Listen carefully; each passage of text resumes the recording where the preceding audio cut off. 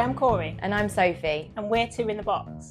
We're a football podcast based on the 2025-2026 WSL season. We'll be discussing main talking points every game week and specifically predicting scorelines for each fixture. I'm a diehard Arsenal fan. And I'm a diehard Chelsea fan. So as you can imagine, things get fun around here. Let's kick it off with the major talking points ahead of the season opener. Which is Chelsea versus Man City. We'll be talking briefly. Chelsea won the league last season, again, for the sixth time in a row. We'll be going for the seventh. And the major question, I reckon, for this is, can anyone beat them? I think we have to. Arsenal, that is. Yeah, sorry.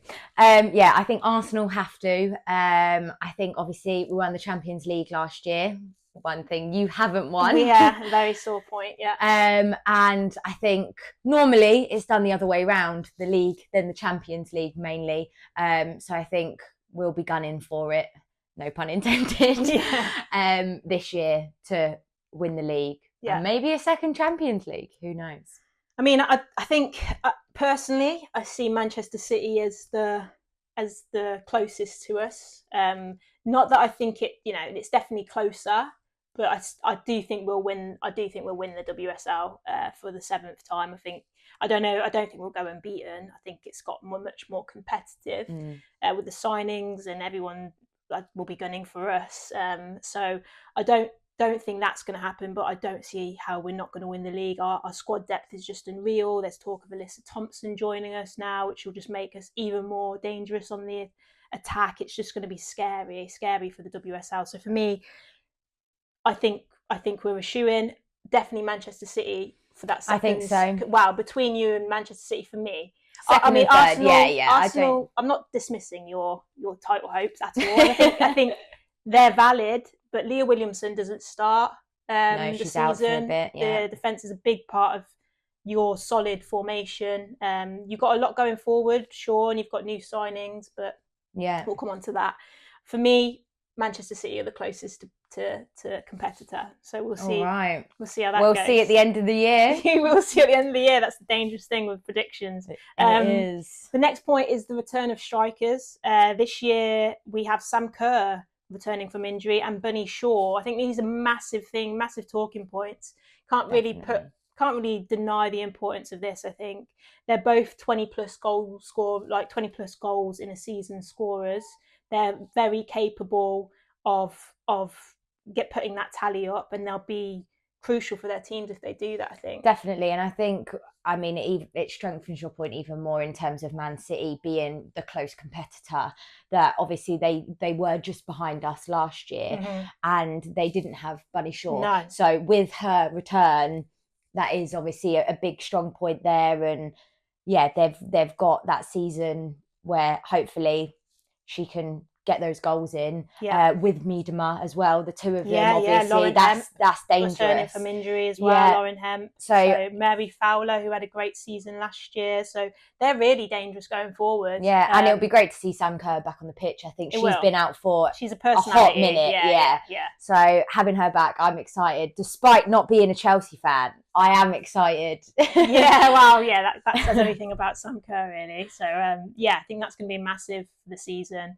Something to keep an eye on. The big talking point we have to touch on briefly, like I said, we were just touching on these briefly before the main course, is London City Lionesses. I mean, my God, wild indeed. I mean, maybe it's something that's needed for the WSL. It gets everyone talking, but whether it's going to work, this mad experiment of just buying and putting together a team over a pre-season, I don't know. I don't know either, but I love the ambition. I think that's what we needed in terms of, obviously, this is complete speculation, but I don't know if another team came up from the WSL too, if it would have been the same. No, it would not. I think, obviously, London is a hub for a lot of the WSL teams. I mean, you've got Arsenal, you've got Chelsea, you've got Tottenham, you've got West Ham. Yeah.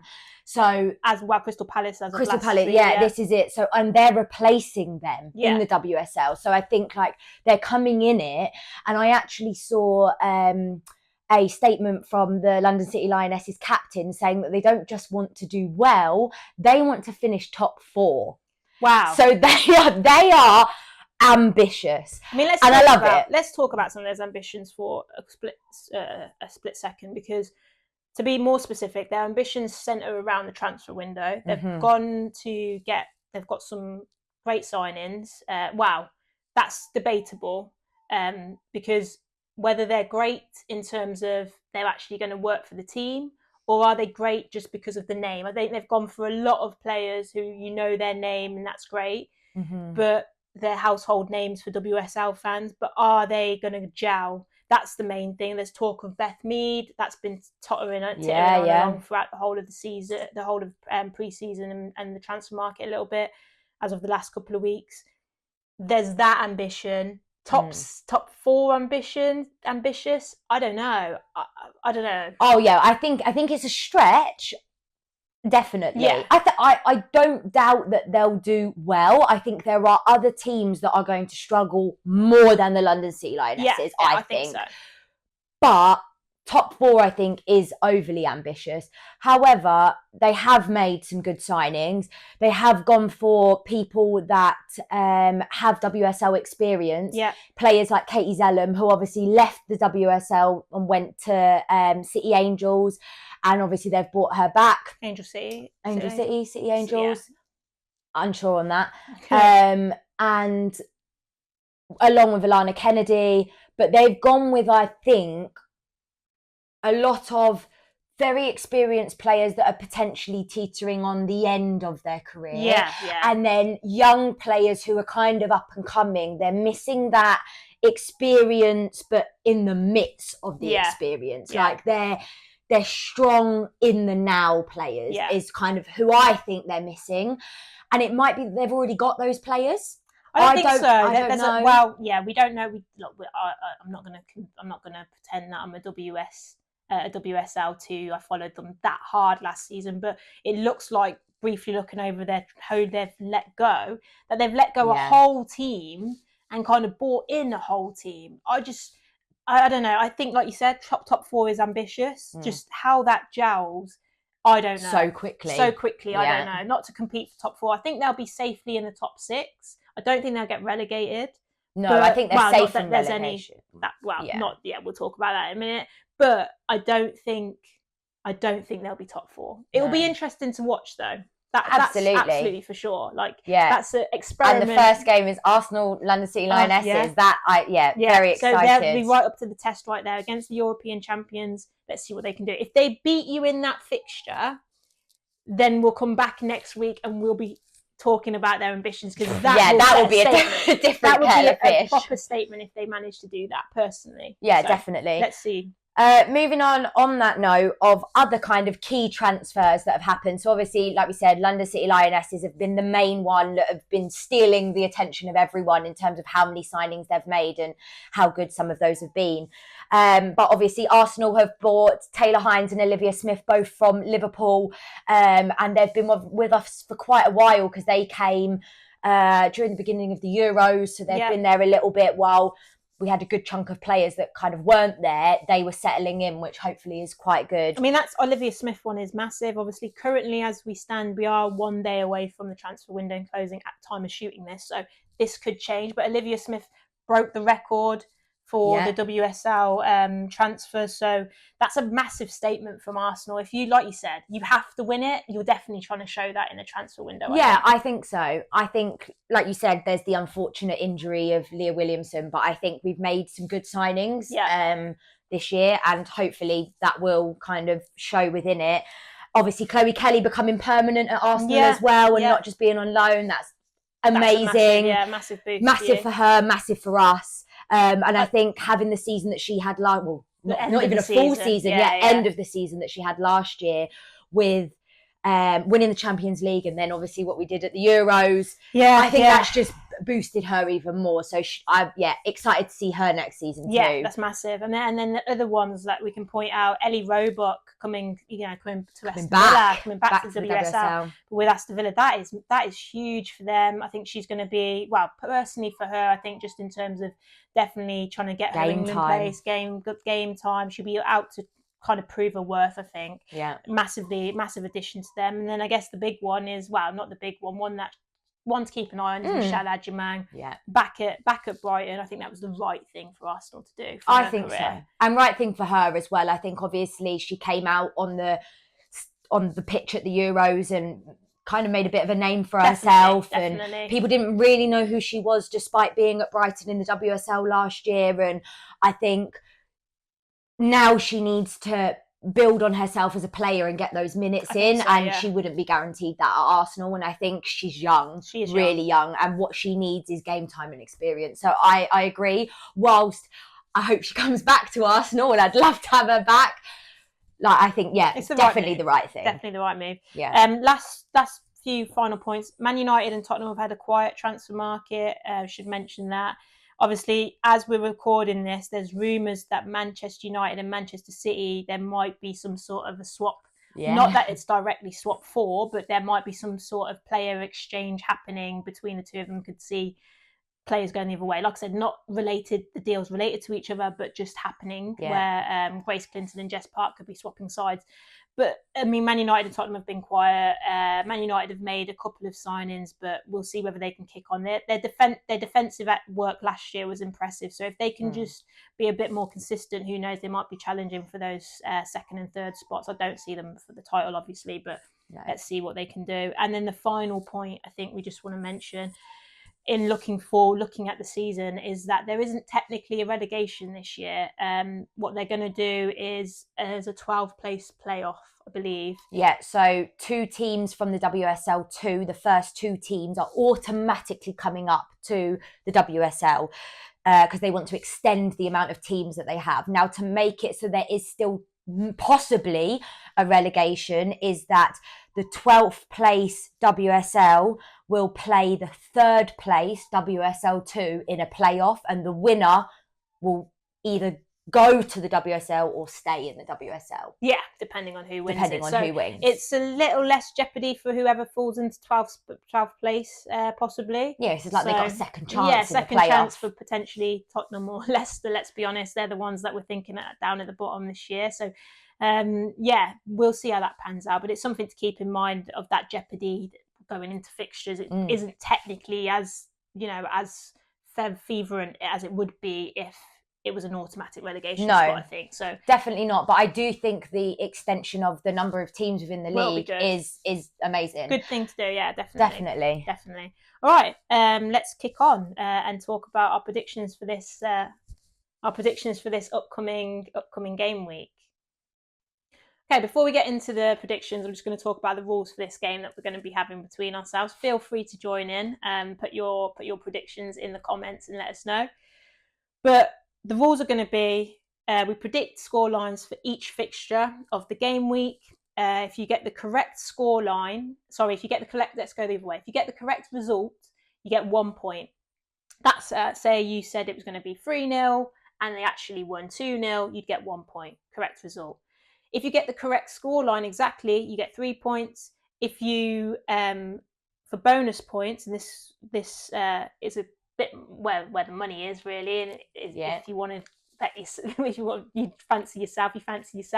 But if you get predict a 4+ goal score line that comes in, and you get it absolutely correct, you'll get the amount of points that totals up to. For example, if you bet 5-2, if you suggest 5-2, predict 5-2 and it comes in, you'll get 7 points. I should just say we cannot copy each other's results, so we'll kick off. Chelsea versus Manchester City. That is the season opener, Stamford Bridge.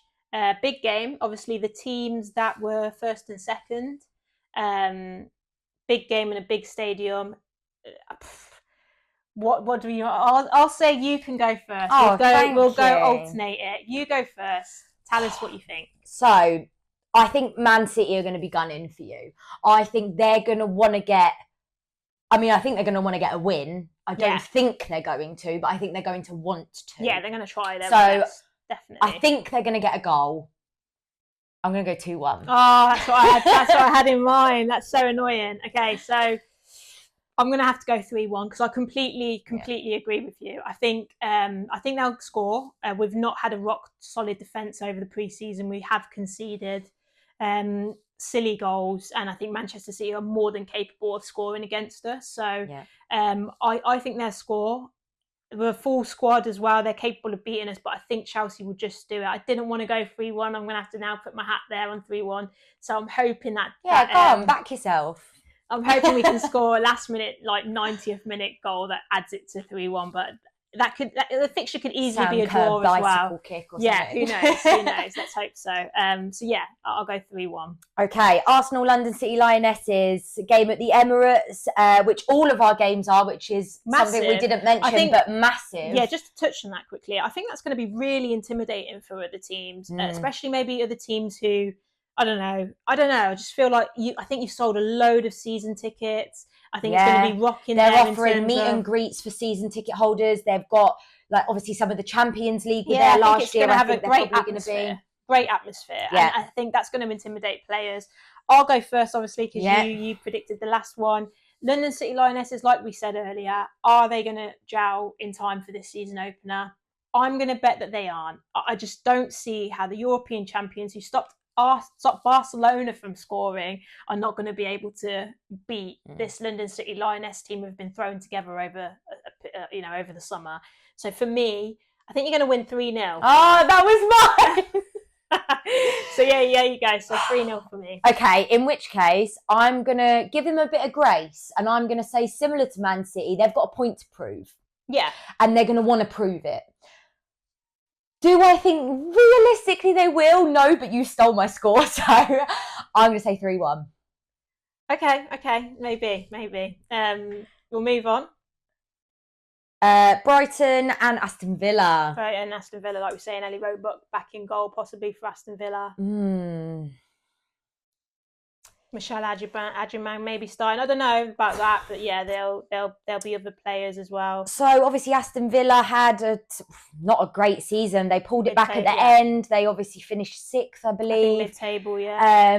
And managed to pull it back because I think they had like 6 weeks unbeaten. Yeah, they got eventually a string towards the end. Yeah.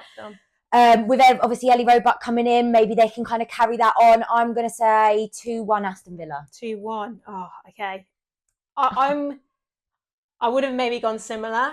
I would have maybe gone similar, but I don't see them beating them more emphatically than 2-1. I think maybe they'll just scrape it. Oh, it's between a draw or let's go 2-2. I think Brighton will give them their best, and I'm hoping that Aston Villa start a bit shaky, and maybe Brighton take advantage of that. So I'll say 2-2. The next one is a big one. It's a Merseyside derby. Liverpool versus Everton. I think this is also at Anfield, again, a big stadium. Crazy big. Yeah, Liverpool's obviously lost their captain in Taylor Hines, shockingly. They've also lost Olivia Smith, as well. So whether they've recruited enough to replace those two massive figures for them, I don't know. I think the transfer market was pretty quiet for them. I think they had a couple, but no big names, nothing crazy. It's a bit worrying for them. So is it me, I think, to go now? Yeah. I think Everton will beat them. I'm not going to lie. I'm gonna go for a 2-0. I'm going to say Liverpool struggle to score. Yeah, I agree with you. I'm going to be a bit less ambitious. I think Everton, again, they haven't had much going on in terms of transfers or anything. Which they're a strong side, though. Very good. Yeah, they are. But I think maybe they needed a little bit of something else. I'm going to go 1-0. Okay, nice. Man United, Leicester.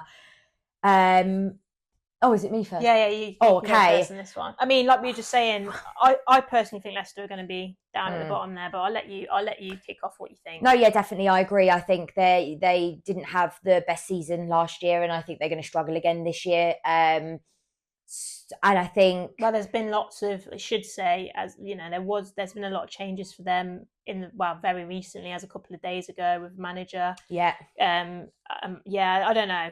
And that's a big thing coming in like the week of or week before the season starts, getting a new manager, which could really throw things off. And I think Man United, whilst, like you said earlier, they're not in the running kind of for top 3, maybe 4th. But I do think they're going to be hungry for a bit of something. Yeah, definitely. And I think it's a good game to start off with. They're playing a much weaker side than themselves. Great game for them, so definitely. I think 3-0. Oh, okay. That's a risky bet, but who knows? I'm going to, like I said, I second everything you say. I think it's a great fixture for Man United to kick it off. I think they'll be high scoring too. So I'm going to go for a bonus point here, 4-0. I think Man United will put Leicester to the sword a little bit, take advantage, and come up top trumps against them. The final fixture is Tottenham that we'll discuss is Tottenham and West Ham. Mm-hmm. Tottenham, I'll let you go because I'm worried that you might take my scoreline. No, it's you to go first. Oh, it is me to go first. Okay. Tottenham, they're going to struggle. I think they were a few points off that 12th place last year. Yeah. I know it was very tight in the WSL for those teams, so a few points could have seen them climb up the table a little bit, but they are going to struggle. Like 4th and 10th, there was points in it. Yeah, I mean they did beat you guys in the pre-season fixture. Yeah, 2-1. 3-2, I think. So I don't know what's going on. Maybe I'm not giving them enough credit, but going off last season, I'm going to go. It's really hard with the season opener. You never really know how it's going to kick off. So I'm going to go. I'm going to go 1-1. I think it's got a draw written all over it. Oh, 1-1. I wasn't thinking that actually, but now you're saying, oh yeah, draw. I haven't gone for any draws, so I'm gonna copy me. No, you can't copy me. I'm gonna go bold and do what no one should ever do. I'm gonna say it's been goalless. Oh, 0-0. That is bold. Okay. 0-0. First one, throw it out. Yeah. Okay. Fair enough. Let's do it. Fair enough.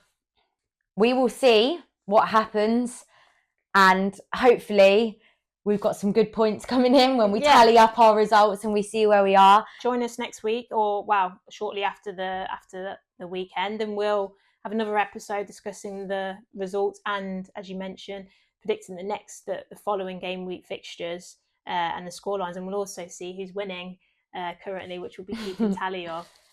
Should say before we go, please like and subscribe if you enjoy this, and Instagram socials here. Yeah, definitely. And also comment and join us and play along. Let us know what you think your predictions would be for the season opener of the WSL. We're looking forward to it. Cannot wait. Bye. See you soon. Bye.